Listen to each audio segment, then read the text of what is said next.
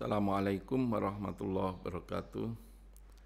Alhamdulillahirabbil alamin. Wassalatu wassalamu ala asrofil anbiya wal mursalin Sayyidina Muhammadin wa ala alihi wa ashabihi ajmain. Rabbi shrahli sadri wa yassirli amri wahlul 'uqdatam min lisani yafqahu qawli, amma ba'du.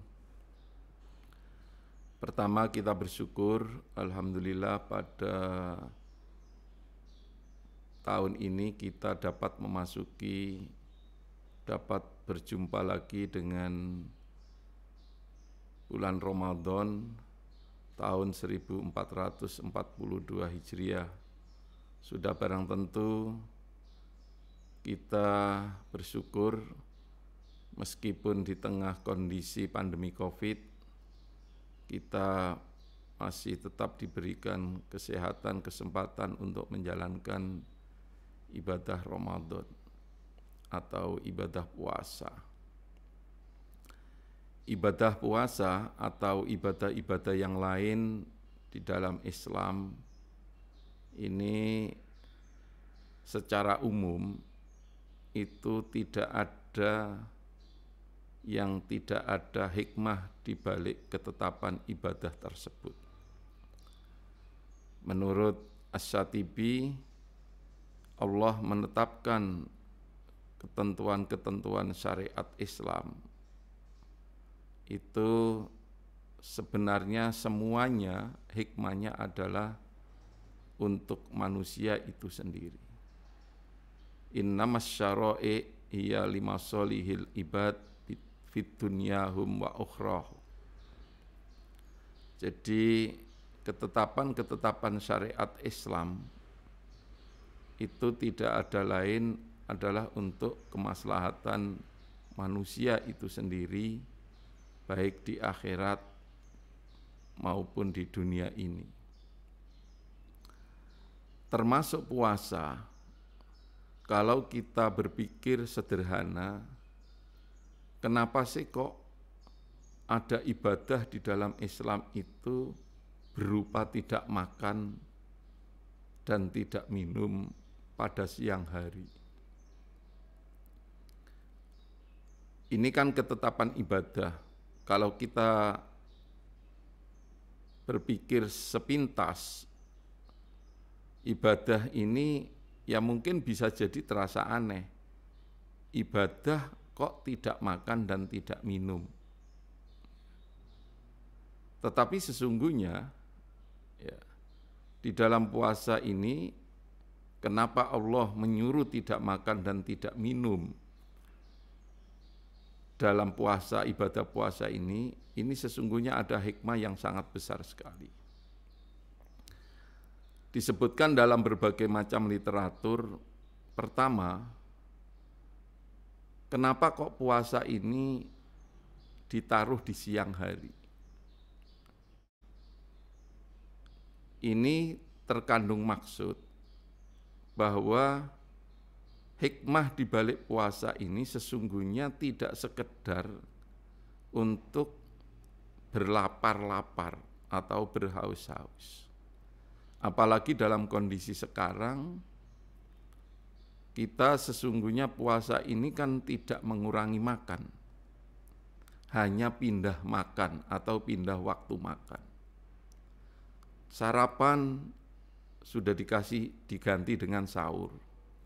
Kemudian makan siang diganti dengan diundur sedikit pada waktu berbuka puasa.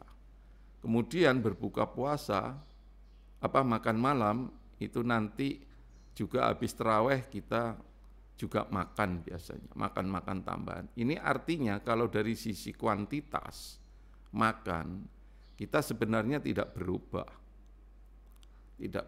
Bahkan pada malam bulan puasa ini, mungkin budget untuk pengeluaran konsumsi makan ini lebih banyak daripada pada waktu tidak puasa. Tetapi sesungguhnya sekali lagi maknanya bukan hanya persoalan kita itu supaya lapar, tidak.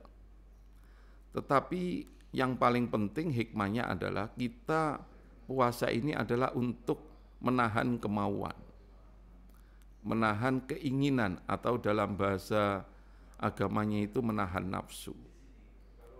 Kenapa dikatakan demikian? Karena orang ingin makan dan orang ingin minum, ya, itu biasanya di siang hari.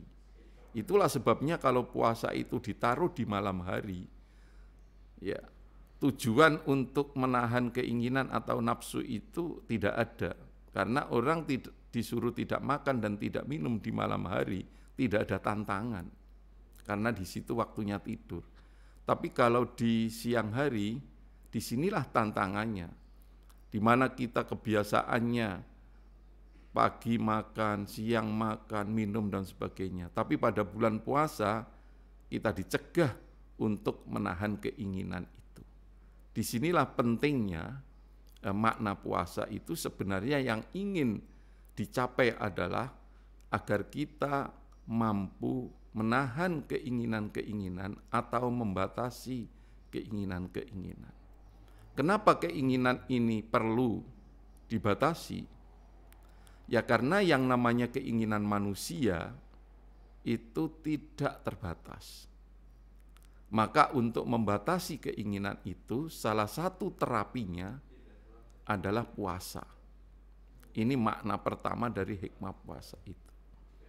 Hikmah kedua, ini terkait dengan sisi kemanusiaan. Kalau tadi itu secara individu, jadi dengan puasa itu kita disuruh, dilatih untuk menahan keinginan. Kemudian dari sisi kemanusiaan atau sosial, dengan kita itu tidak makan dan tidak minum pada siang hari, ya, ini kita digiring, ya, diharapkan mempunyai rasa kemanusiaan. Oh ternyata orang punya keinginan, tapi kemudian keinginannya itu tidak ada, itu tidak enak. Itulah sebabnya kita juga harus merasa bahwa banyak sekali orang miskin di kanan kiri kita yang kita lihat, itu mereka sebenarnya juga banyak keinginan. Tetapi karena mereka terbatas, apa yang ia miliki terbatas, sehingga mereka tidak bisa memenuhi keinginan-keinginan itu. Nah kita disuruh ikut merasakan setelah kita tidak dapat memenuhi keinginan-keinginan kita itu, diharapkan kita kemudian merasa, oh ternyata ketika orang punya keinginan kemudian tidak dapat terpenuhi keinginannya itu, maka tidak enak. Dan itulah yang dirasakan oleh orang-orang miskin, orang-orang yang kurang beruntung secara ekonomi, ketika dia mempunyai keinginan-keinginan tertentu, banyak sekali yang tidak memenuhi keinginan-keinginannya itu. Nah, inilah kemudian kita diharapkan mempunyai empati kepada orang lain dengan puasa ini. Ini dimensi yang kedua atau tujuan yang kedua. Yang ketiga, puasa ini adalah untuk melatih kejujuran. Imbas dari kejujuran ini sudah barang tentu adalah untuk kehidupan sosial. Ya.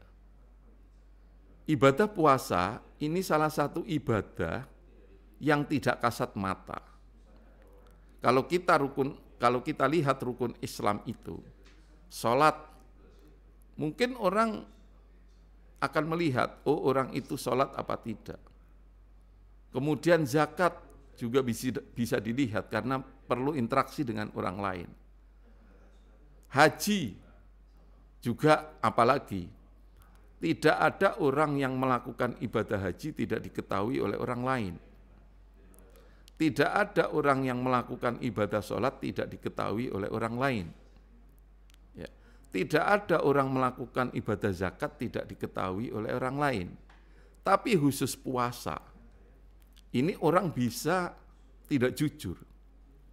Bisa jadi dia pada waktu berbuka, ikut berbuka, kelihatan orang puasa, pada waktu sahur, ikut sahur, seperti orang puasa, tapi pada siang hari bisa jadi mereka tidak puasa dan bisa jadi juga tindakan dia pada siang hari makan minum itu untuk melakukan makan minum itu bisa tidak diketahui oleh orang lain. Karena itu sebenarnya salah satu hikmah penting dari ibadah puasa ini adalah melatih kejujuran. Melatih kejujuran. Itulah sebabnya dalam sebuah hadis Rasulullah mengatakan bahwa semua amalan manusia, anak Adam, itu adalah untuk manusia itu sendiri. Ya. Kecuali puasa, kata Rasulullah. Sedangkan puasa itulah Allah yang tahu rahasianya. Itu adalah untuk saya, kata Rasulullah seperti itu. Untuk saya itu maksudnya untuk Allah. Kenapa demikian? Karena memang puasa ini adalah salah satu ibadah yang khas. Ya. Karena itu puasa ini sebenarnya merupakan ibadah yang tidak semata-mata ritual, hablum minallah, tetapi di sana banyak terkandung makna sosialnya, hablum minan nas. Di samping juga untuk melatih diri, kemudian untuk melatih kejujuran, untuk empati kepada sesama manusia atau kepada yang lain, tetapi juga tetap tidak lepas dari makna ritualnya. Karena puasa ini juga ibadah yang sekali lagi kita hanya tahu kita puasa apa tidak itu hanya diketahui oleh Allah. Ya. Itulah salah satu hikmah dari ibadah puasa. Karena itu jangan sampai puasa ini kita lakukan secara fikih saja, tetapi kemudian tidak mempunyai athar atau pengaruh terhadap diri kita yang melakukan puasa. Inilah yang kemudian diingatkan oleh Rasulullah, banyak sekali orang yang berpuasa tetapi dia tidak mendapatkan apa-apa, hanya mendapatkan lapar dan haus. Itulah yang diistilahkan puasa hanya secara fikih. Ya. Puasa tetap tidak makan, tidak minum, tetapi hikmah dari puasa itu tidak dapat diraih atau tidak mempengaruhi diri orang yang berpuasa itu. Sekali lagi, jangan sampai kita puasa ini seperti apa yang dikatakan oleh Rasulullah, hanya melakukan ibadah berlapar-lapar dan berhaus-haus, tetapi di balik itu tidak ada hikmahnya. Hikmahnya apa tadi? Sekali lagi saya sampaikan, dengan puasa ini diharapkan kita muncul rasa sosial kita, yaitu empati kepada orang lain, kemudian juga bisa mengasah diri kita menjadi orang yang jujur. Itulah hikmah, salah satu hikmah, sekali lagi, salah satu hikmah dari ibadah puasa. Sudah barang tentu banyak sekali hikmah-hikmah yang lain.